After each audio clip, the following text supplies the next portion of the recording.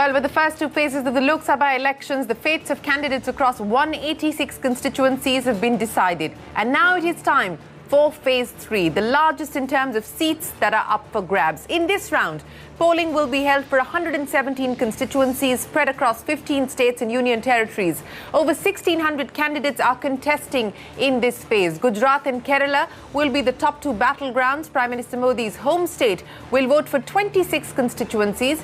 In Kerala, where Congress President Rahul Gandhi is also a candidate, voting will take place for 20 seats. Let me now quickly take you through a snapshot of those who are in the fray for this round of polls. 91% of these candidates, once again, men, and only 9% are women. We've seen this play out phase after phase. 48% of the candidates are from between the 41 to 60 years age bracket, while 35% are up to 40 years old. Speaking of educational qualifications, 43% have an educational qualification of graduation or above.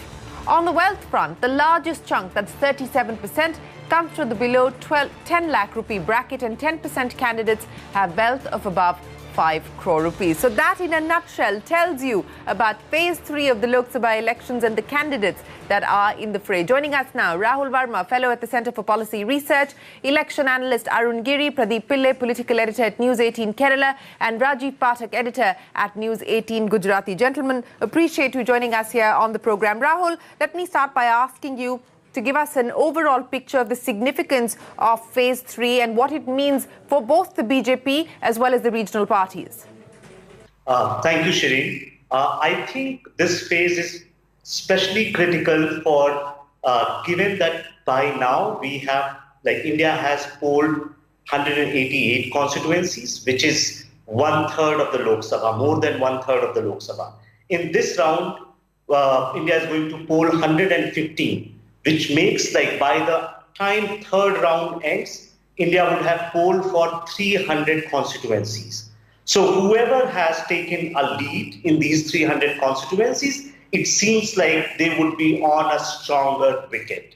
By the end of third round, all of South India would have voted. So Tamil Nadu was over last time, Kerala would be over this phase, all of Kerala is voting over in this phase. Karnataka voted half last time, half this time. Some parts of Gujarat is going for polls this time. So by this time, most of Western India and South India would have voted.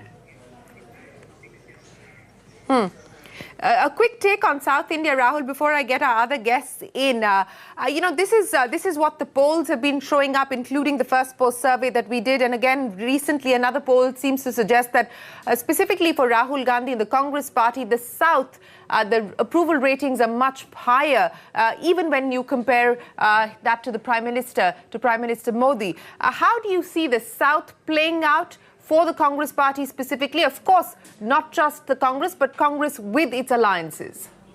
So South is, as you said, South is really, really important for the Congress party. Even in 2014, when the party was sort of virtually lost everything in the North and West, in Karnataka and in Kerala, they did fairly better. In fact, Karnataka gave them the highest number of seats. In 2004, as well as in 2009, when the Congress party formed the government at the center, it was Andhra Pradesh, and with allies in Tamil Nadu, Congress really got a huge number of seats. So South is really, really important for Congress in their arithmetic.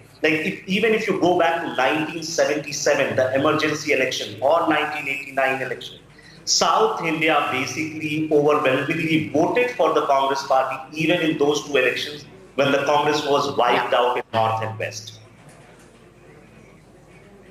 Well, I'll get to the South in just a second, but since we're talking about prestige battles, let's head to the Prime Minister's home state of Gujarat. The Prime Minister is going to be voting at 7:30 a.m. in Ahmedabad tomorrow. That's what we're given to understand. Rajiv Pathak, that's going to be one of the big battlegrounds, perhaps a foregone conclusion for the battle for Amit Shah. Advani is out of the race, and of course this is a prestige battle for the party president. But what's your own take now on how this is likely to play out for the opposition in Gujarat specifically, especially given the context of the assembly elections where the Congress managed 77. So given that, what would the reasonable expectation be for the opposition in the Lok Sabha elections?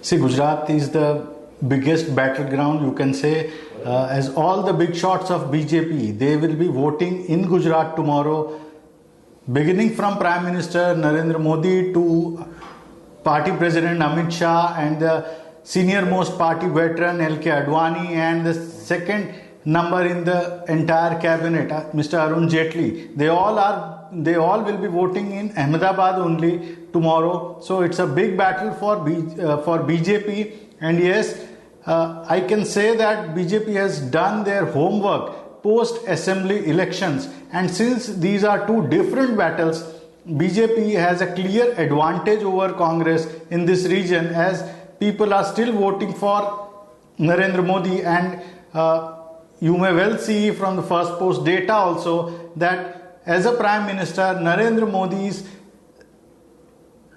success rate or preference rate is much higher in Gujarat compared to other states, and that may not be comparable to the Chief Minister. So when people are voting for Chief Minister, their mindset is different, and when they are voting for Narendra Modi as Prime Minister, then definitely BJP has an edge. Yes, in assembly elections, Congress did fairly well, and that's why they hope that they will win few seats in Gujarat. But BJP post assembly election have done their homework, and many of the Congress stalwarts who were the vote catchers for Congress, they have shifted to BJP in the recent months. So there is a definite setback for Congress compared to assembly elections. But yes, Congress and BJP, they both, their senior leaders, they feel that it will be not same as 2014.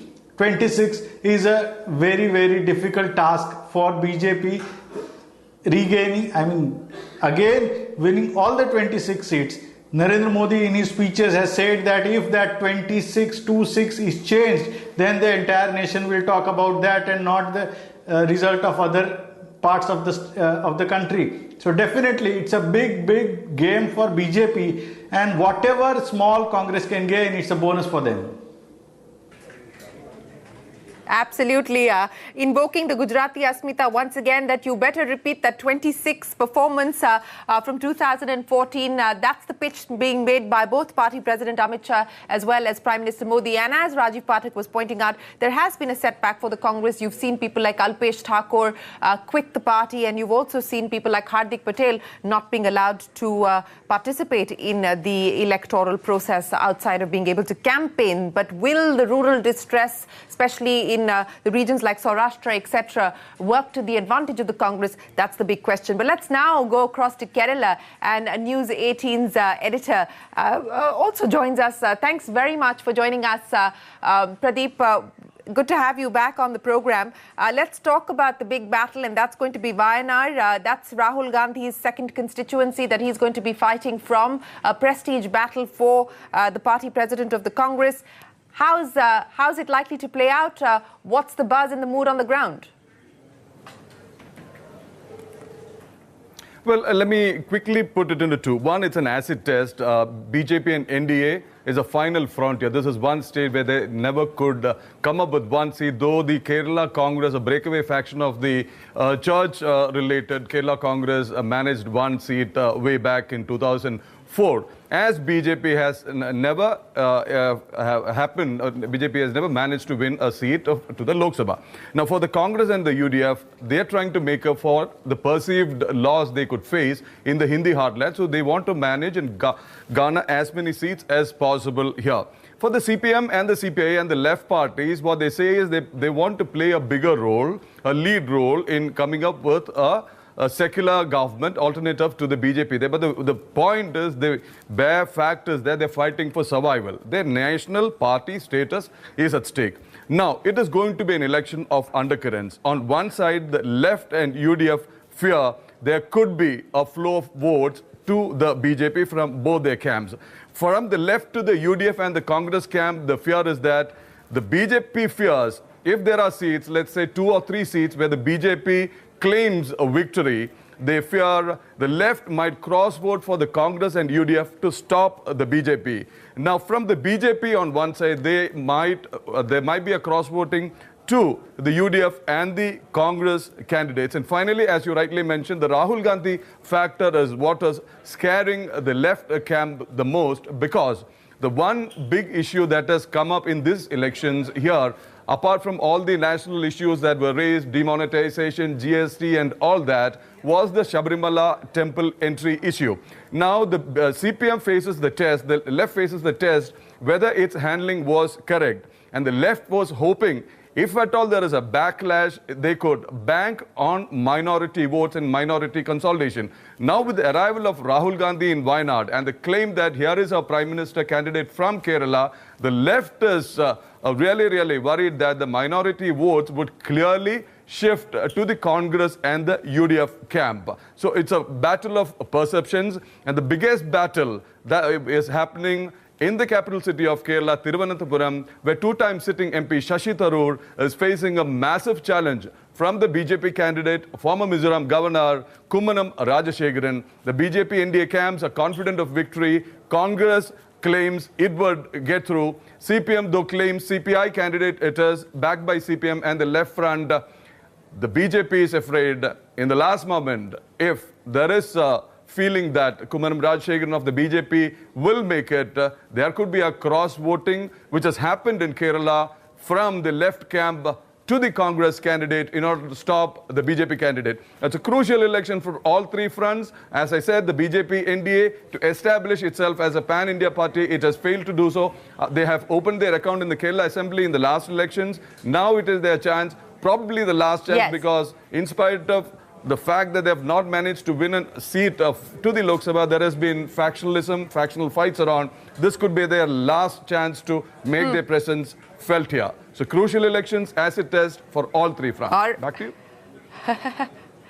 Acid test for all 3 fronts, acid test for the Congress, because they're hoping to make inroads into the south and beef up their tally there, because the expectation on the north isn't looking particularly great. Battle of survival as far as the left parties are concerned, and the BJP is hoping to open its account in Kerala, specifically in Thiruvananthapuram. Let me go across to Arun Giri now for a quick snapshot of Maharashtra. Arun, thanks very much. You've got the big battles, Baramati, Supriya Sule of the NCP, Raigad, Anand Gite of the Shiv Sena, Ahmednagar, Sujay Vikhe Patil of the BJP. Crucial acid test once again for the NCP Congress alliance, and of course for the BJP Sena too. Absolutely, Shireen. In fact, it's in this phase of Maharashtra, 10 seats are going to vote, and out of which all the 4 seats that NCP won last time, that is Satara, Baramati, Kolhapur and Mada, all 4 Western Maharashtra are going to vote this round. The NCP is playing defense on 2 of them, Kolhapur and Mada. In fact, you just had an hour back one of the senior Congress leaders who wasn't supporting the NCP candidate because of the personal rivalry, issuing a letter that in the larger interest of coalition unity, he is going to support the NCP candidate. That's a last-minute boost for NCP. But it's quite a surprise that the BJP is actually playing offense in the traditional bastion, the sugar belt, which is going to vote tomorrow. It's playing offense in that belt. And look at the seats that the BJP is defending tomorrow. North Maharashtra, Jalna, Jalgaon, Raver. In Western Maharashtra, the city where I vote tomorrow, Pune. Constituencies where the BJP won by 38%, 31%, 30.5% and 21%. These are the sort of margins that the BJP is defending tomorrow. The BJP will feel good about the seats that they are holding, despite all the news of infighting in places like Jalgaon. These are huge margins which will not be easy for the Congress NCP to overcome. But the larger state of play, Shireen, tomorrow's phase is the most crucial phase of these elections, I personally feel. Not because that it's a phase in which 115 seats are going, which is the largest of all the 7 phases, but because of the fact that the first phase, you had almost 50% of the seats from the south. which was Andhra and Telangana. Second phase, over 55%, almost 60% of the seats, again, where that went to vote were from South, Tamil Nadu and South Karnataka. These were not phases that were necessarily kind to the BJP. These were not home territory, if one would call, for the BJP. UPA senses that it's done really well in phase 2 in the South. This phase is crucial because it has parts of South, which is Kerala and North Karnataka. And it has places which BJP swept last time. Look at the states which the BJP swept. Gujarat, 26 on 26. Chhattisgarh, I think it was 6 or 7 on 7. UP, again 7 or 8 on 10. North Karnataka, almost 10 out of 14. So these are states where the BJP did exceptionally well last time. It would feel that it is playing on home turf, but it is playing defense in some of these states. It's possibly playing offense in West Bengal and Orissa. My gut feeling is, Shireen, whoever does even a shade better tomorrow will possibly be leading after phase 3, after 300 seats go to vote. BJP probably feels that states it swept last time, Madhya Pradesh, Rajasthan, several parts of UP are still to vote. And therefore, the next few phases would be even better for it, especially as one of the gentlemen before me just said that South would be done voting after this phase. But I think the UPA needs to lead tomorrow after phase 3.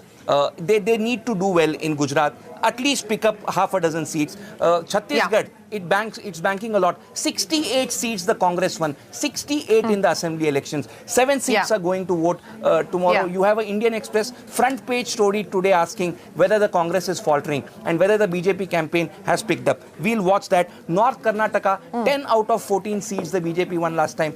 Can the Congress pull off? Out of these 10 seats, unlike Maharashtra, Shireen, in Karnataka, out of the 10 seats that the BJP won last time, 9 or 10, 6 seats were won with a margin of less than 10%. Those weren't big wins. Even in spite of the wave, those were seats won with a margin of less than 10%, almost 6 or 7 of the 10. So these are seats where the Congress is trying to play offense. I was in Hyderabad, Karnataka last week for a couple of days, and the sense I got is the anger among the Lingayats has subsided. So if the Congress does better among the Lingayat community than what it did a year ago due to the separate Lingayat religion issue, then possibly it would fancy its chances. Tomorrow's phase, most important, if the UPA can sneak even a few seats ahead of the BJP in tomorrow's phase, after 3 phases, it could actually be leading. If not, it'll be very tough. Okay, important points that you're making there, and I'll get Rahul to comment on some of those in just a second, but I know that Rajiv has to leave, so let me get a quick final word in from Rajiv, editor at News 18 Gujarati. As you pointed out, Rajiv, tomorrow is going to be a big day there. You've got the Prime Minister who's going to be casting his vote. President Amit Shah will cast his vote, of course, is in the fray as well. LK Advani, the old veteran, will be there, and that's going to be an interesting picture to watch out for, and Finance Minister Arun Jaitley will be casting his vote there as well. What's the mood like, and any awkwardness about the Advani arrival there tomorrow?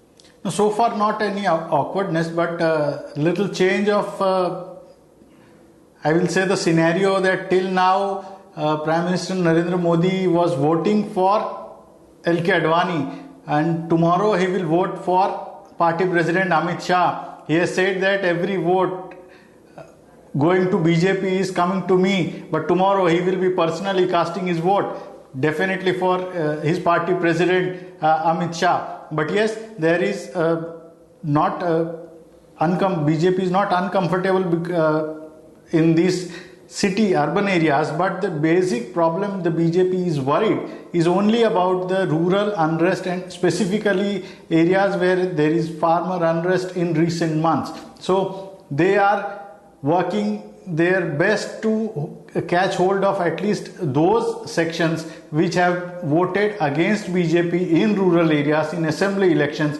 They have brought senior leaders from Congress to their fold, but we just need to see whether leaders changing party will really means change of vote Yeah. for the people also, that we will come to know only on May 23rd. With that, we will know only on the 23rd of May. Rajiv, appreciate you joining us. Rahul, let me pick up on some of the points raised by Rajiv and, of course, Arun Giri as well. That, in a sense, this is the most crucial phase as far as the UPA and the Congress is concerned. And, you know, some of those states, Gujarat, 26 on 26, Chhattisgarh, pretty much. I mean, the BJP maxing out in some of these states. Specifically on the issue of North Karnataka, Rahul, where the margins were relatively smaller, the victory margins were relatively smaller. When you compare it to Maharashtra, where the victory margins have been monstrous, as Arun was pointing out, where do you see the possibility of advantages for the UPA, and where do you see that the BJP is going to be able to hold its own? So I think, let's start with the southernmost state, Tamil Nadu. I think UPA has a really, really good chance, given that though on the paper the AIDMK BJP alliance looks strong, but given AIDMK has been ruling there for now 5 + 7 years, there is incumbency against them, the AIDMK is divided. So DMK plus Congress has a really, really good chance in Tamil Nadu. And we know from Tamil Nadu's history that the winning party can actually sweep the election. So it can pick up like more than 80 to 90% of seats in Tamil Nadu plus Pondicherry.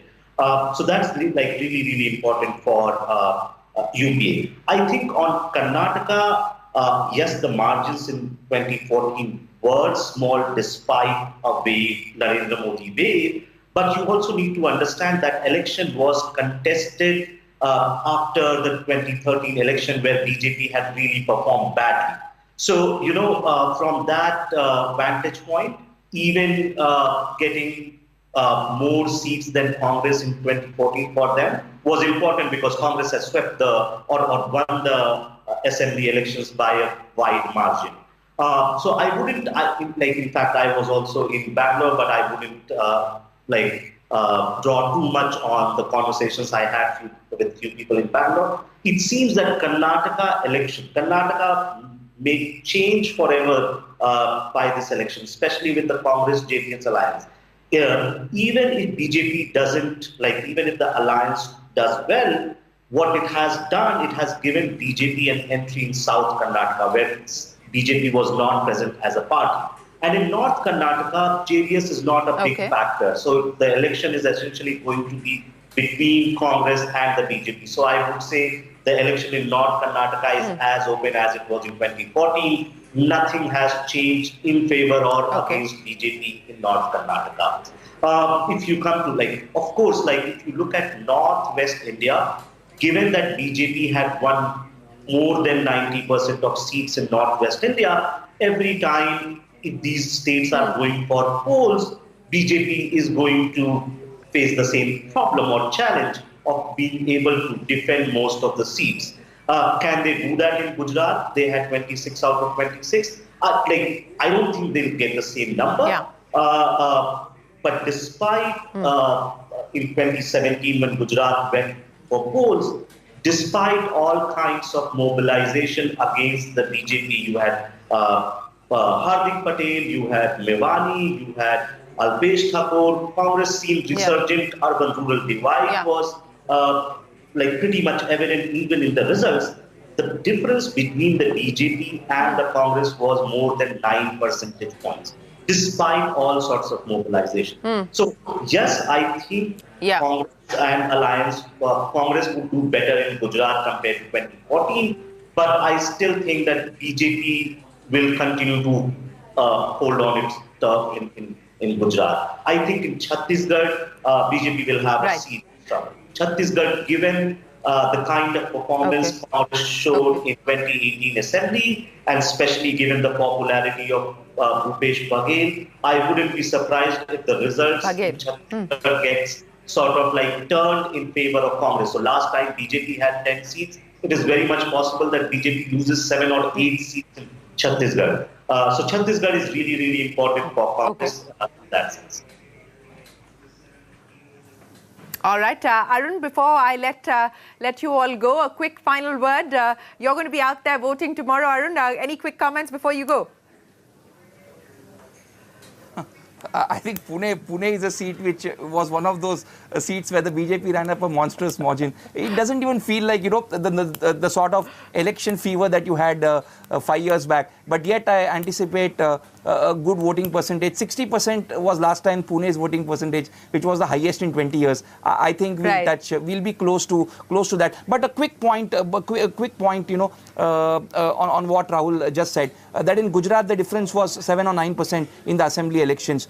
Remember that it's not the margins which are important, because the BJP, the vote share difference is not so important, because the BJP is running up the margins in the urban areas. In the urban areas, the BJP's margins, again like in Maharashtra, were monstrous. So it's more than the vote share difference. The Congress needs to do well in the rural belt. In rural Gujarat, the Congress needs to pick up those 5 or 6 seats. Tomorrow's phase, I don't think we can overstate the importance tomorrow. The BJP, the turf gets better for the BJP, but they're playing defense. So it's a critical phase. Critical. Okay. And a consensus on our panel, critical phase, perhaps the most crucial phases in this election, this long election, crucial for all parties involved, particularly for the UPA and the Congress, because this would perhaps, in a sense, present itself as an opportunity that the Congress and the UPA can capitalize on. Rahul, very quickly, we're running out of time. You wanted to make a quick point. Yes, quick point. The reason tomorrow's phase is also important, because in some ways it's the midpoint of the election. So this would be the third phase, and after that there would be 3-4 other phases, but the number of seats would be less. So given it's the midpoint of the election, it would be also an inflection point. There would be some sort of undercurrent, at least among the quarters of either the UPA or the NDA, how we are doing. So you would see a sort of enthusiasm among a group, and sort of like under enthusiasm in the other group. So from tomorrow, you would see an inflection point. We would have a clear sense in which way the election wind is blowing. Okay, clear sense of which way the wind is blowing. We will find out, but a very, very crucial phase, midpoint of the election exercise. It's a long battle, but we're almost halfway home. Arun Giri and Rahul and Pillai, thanks very much for joining us here on the election exchange. We will slip into a short break. Don't go anywhere. President Rahul Gandhi has expressed regret over attributing the Chaukidar Chor Hai Jibe at the Prime Minister to the Supreme Court of India. Gandhi filed a response to the Apex Court after BJP MP Meenakshi Lekhi filed a contempt petition. Now, the affidavit said, and I quote, "My statement was made in the heat of political campaigning. It has been used and misused by my political opponents to project that I had deliberately and intentionally suggested that this court said Chaukidar Chor hai," end of quote. Apart from expressing his regret, Rahul Gandhi hit out at the Prime Minister and BJP for claiming that the Supreme Court has given a clean chit to the government on the Rafale issue. The affidavit said, and I quote again, "In an interview on the 6th of April, the Prime Minister clearly suggested that the Supreme Court had given him a clean chit. Several limbs of the government and of the ruling party have repeatedly stated that the December 14, 2018 order of the Supreme Court is a clean chit to the government," end of quote. Rahul Gandhi continued to use the Chaukidar Chor Hai Jibe to attack the Prime Minister at political rallies today. The BJP hitting back at Gandhi, with the Defence Minister Sitharaman calling him a liar of the first order. अच्छा, पहले नारा हुआ करता था, अच्छे दिन आएंगे, याद है आपको? अब नया नारा चला है, सुनिए, चौकीदार चौकीदार चौकीदार। 5 साल में अच्छे दिन से चौकीदार चोर तक पहुंच गए। Shri Rahul Gandhi's credibility is already taken a beating. He's lost his credibility. And therefore, people in public life, to generously go on saying untruth and to repeat it, is just a matter of such a grief. I feel sorry that a president of a national party, an old party like the Congress, depends only on falsehood. Well, that's the defense minister saying that Rahul Gandhi has lost his credibility. Well, the other big political story tonight, the talks between the Aam Aadmi Party and the Congress to forge an alliance in Delhi and Haryana have finally come to an end. The Congress has released its list of candidates for 6 out of the 7 seats.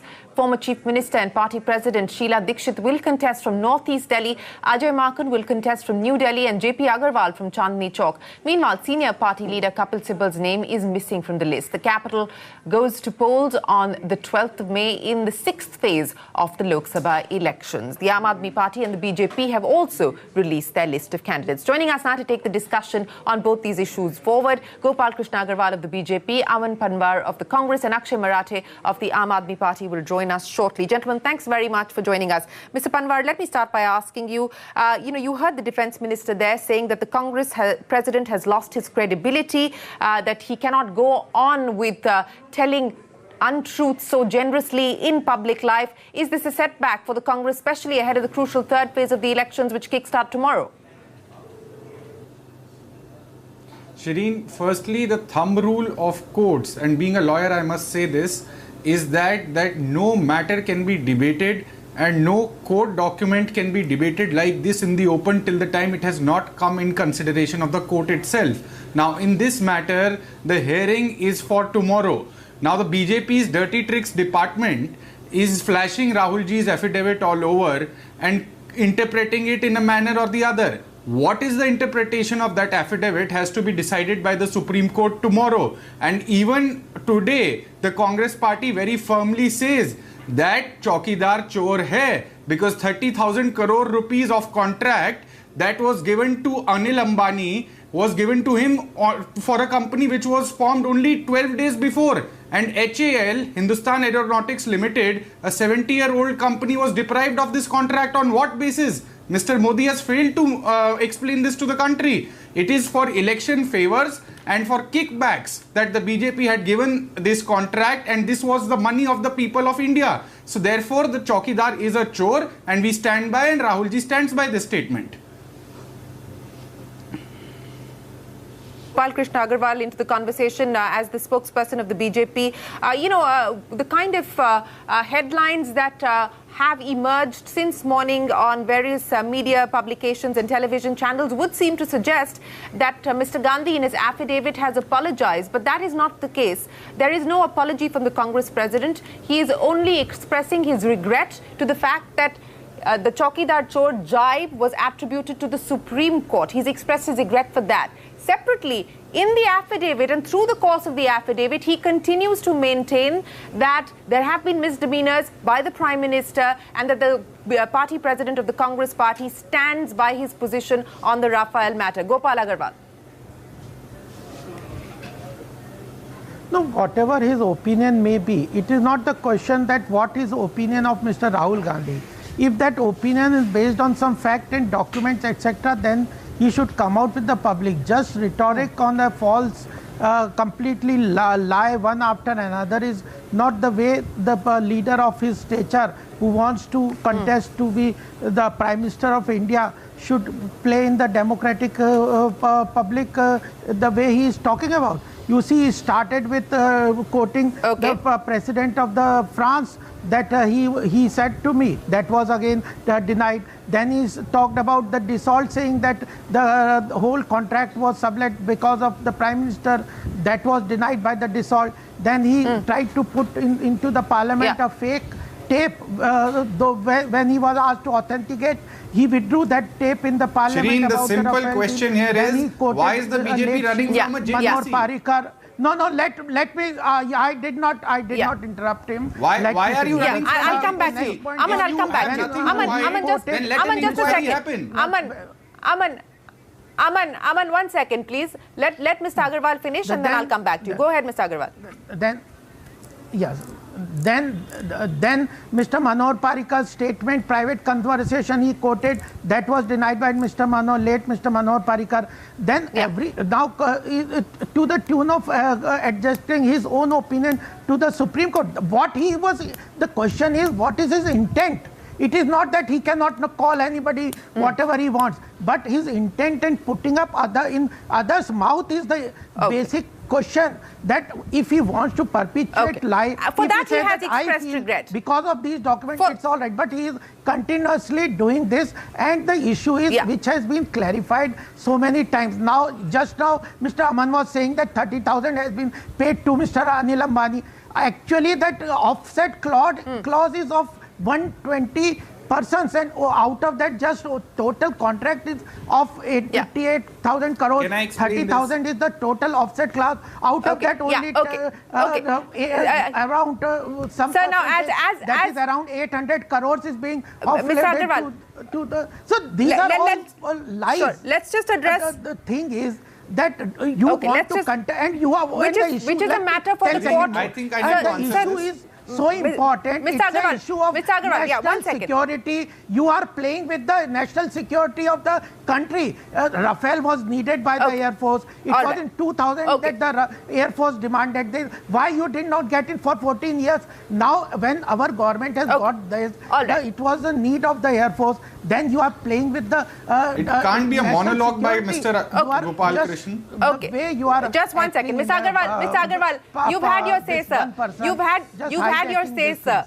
You've had your say, sir. You've had your say, sir. The court will decide this as and when the review petition is taken up. Tomorrow is only the contempt petition. So if we can restrict ourselves to the contempt plea where Rahul Gandhi has, his affidavit has now been picked up by everybody. Aman Panwar, as I pointed out, it's not fair to once again go down the list of allegations and counter allegations. Let's stick with the contempt plea because that is the matter that will come up in the Supreme Court tomorrow. Yes. Shireen, just now we saw the BJP spokesperson giving all the facts about the deal. Now it is so funny that the BJP spokespersons go on TV channels and they speak about the deal. But when the Congress party is demanding that there should be a JPC and there should be a complete transparent picture before the people of this country, that how come this big contract went to Anil Ambani, a 12-day-old company? How come the French president, if you have nothing to hide, then why run away from it? How come the French president said that yes, Mr. Modi recommended Anil Ambani's name? How come the French government gave such a huge rebate to Anil Ambani's company?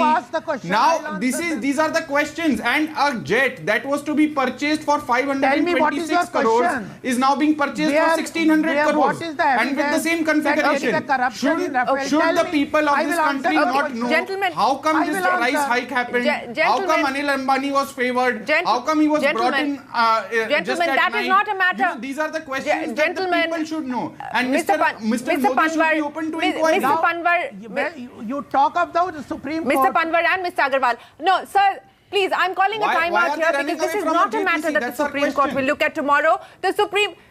Sir, that is a matter that's been debated ad nauseum.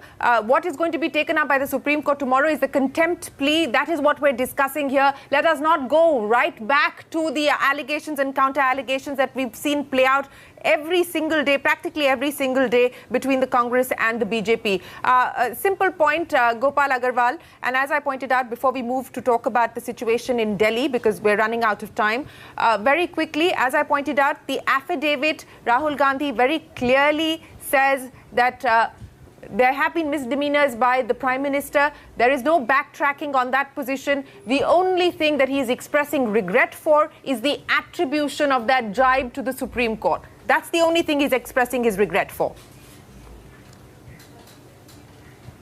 That is not the only thing, ma'am. The issue is that you are attributing your own opinion to the Supreme Court and your intent for that. Which he has admitted. Which he's admitted. He's admitted. Where his intent. So that is the only question. So then he should not attribute. If he has any other evidence, provide us all evidence that he is saying are all lies. No, they are not correct. So even till the Supreme Court goes for a review petition, the old order that there was the defense purchase procedure was duly followed. Which also the Supreme Court order exonerating giving a clean sheet in the Rafale deal to the government. No, I think that. How can you say if the Supreme Court has already given? That's Supreme exactly Court where the already BJP is given a wrong. clean- Sir, And that's what that's Rahul the has affidavit. pointed out No, in his sir. Sir, the affidavit. the That affidavit. the BJP is No, the tom-tomming affidavit. everywhere. In the affidavit, sir. That they've got a sir, clean in the sheet, but they've affidavit, not got a in clean the sheet. affidavit. They tried yes, to Mr. hide. Gandhi They points tried out to that hide the BJP, documents including the from Prime Of Minister. Rahul Gandhi to attribute Sir, his own sir. lies to institutions. The question is, Sir. Rahul Gandhi attributing Okay, his and- own intentions, bad will to institutions is wrong. Sir, that is sir, only Mr. question Gandhi's here. counter. Why is Mr. attributing Gandhi's his own counter personal argument. thoughts Mr. and Gandhi's feelings to Mr. Gandhi's institutions? counter argument is. Sir, one second, Mr. Agarwal. Mr. Gandhi's counter-argument, as has been presented in his affidavit, is that from the Prime Minister down to BJP leaders, they've used the Supreme Court order of 2018 December to say that we've been given a clean sheet, when that is not the case, because the Supreme Court had merely said that they will not intervene in the matter. That is his response in his affidavit. But I want to move away from Raphael and his contempt plea to talk about the other big story. Supreme Court, yeah, Mr. Agarwal, I'm only I'm only quoting his response. I'm quoting his response from the affidavit, the Supreme Court has now decided to look into new documents which the Modi government was trying to hide from the Supreme Court. There were documents which they were trying to hide, and the Supreme Court gave them a bashing and has admitted those documents.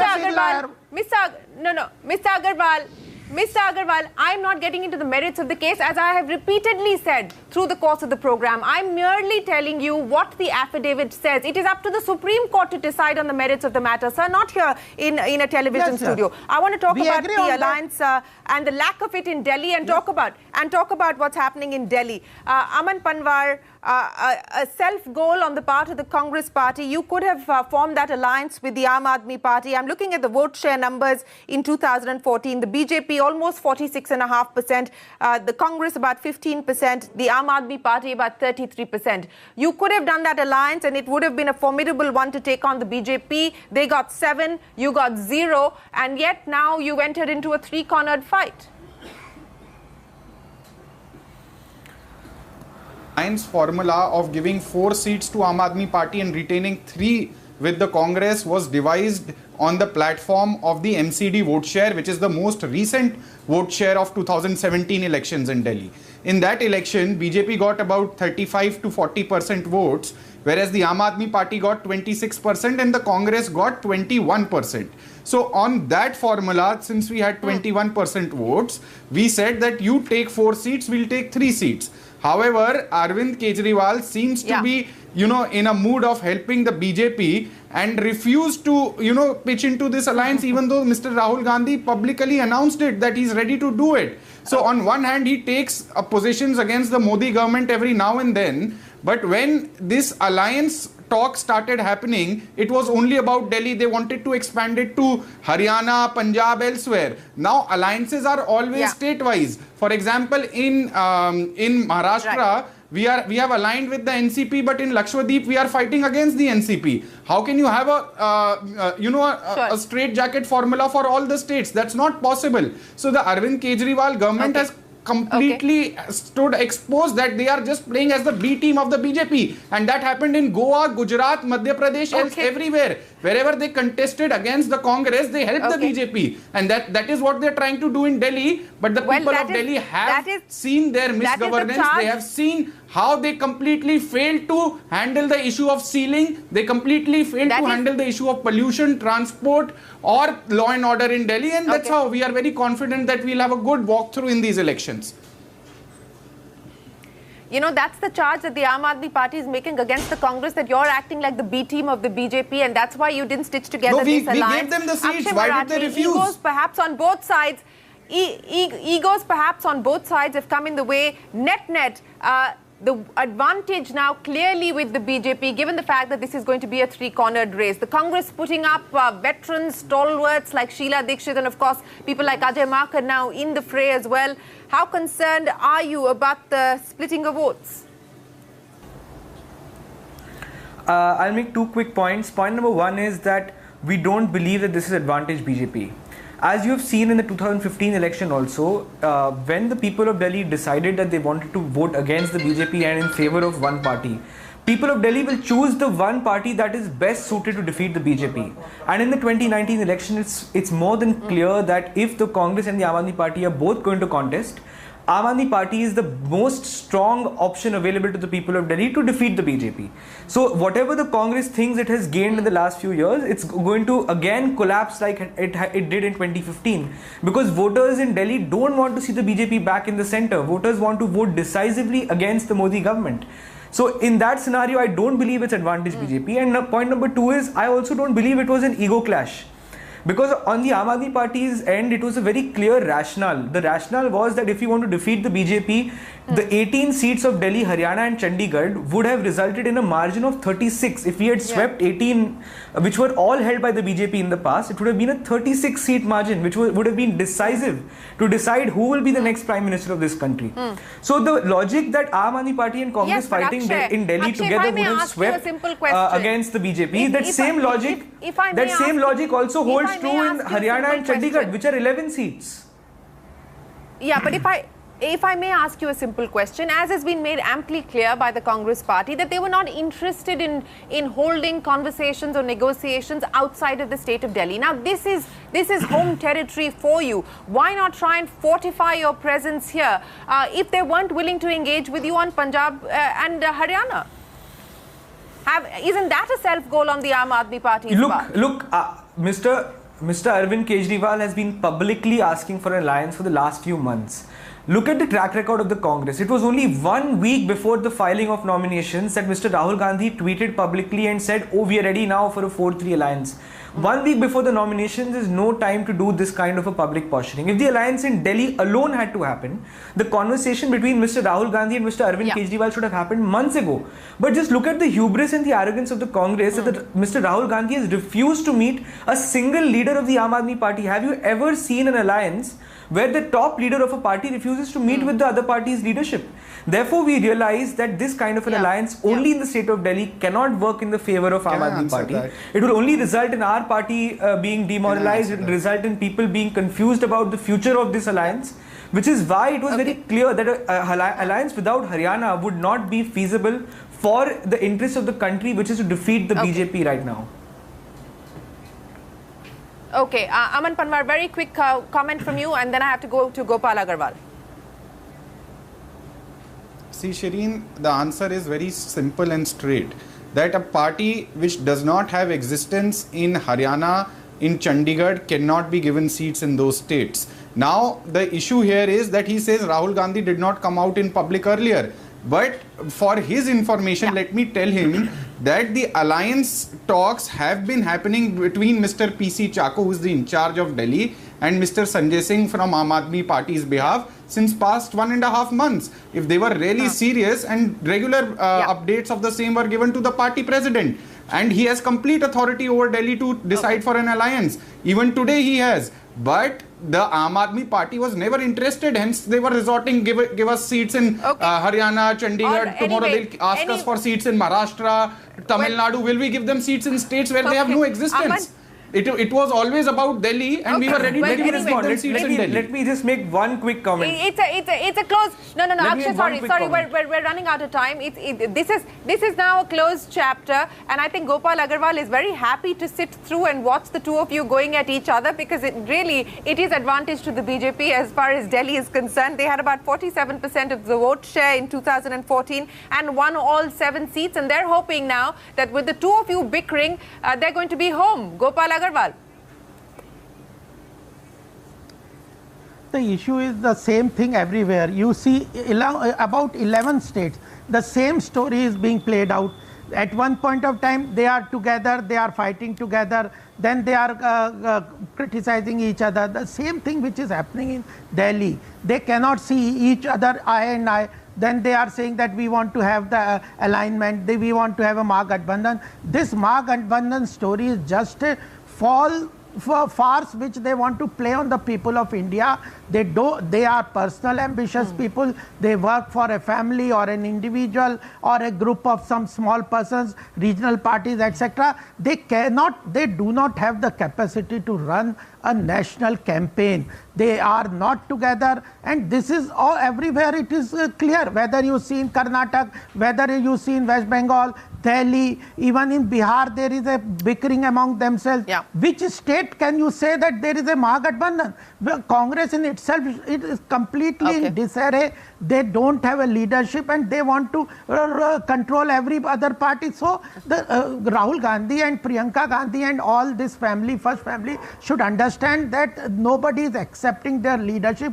Only they can control their own party. That too, with so much of differences between people are talking about brother and sister not going together. So how there is they cannot provide the leadership, no vision, nothing. So this kind of disarray is Mahamilawat when the Prime Minister is saying. So this is the yes.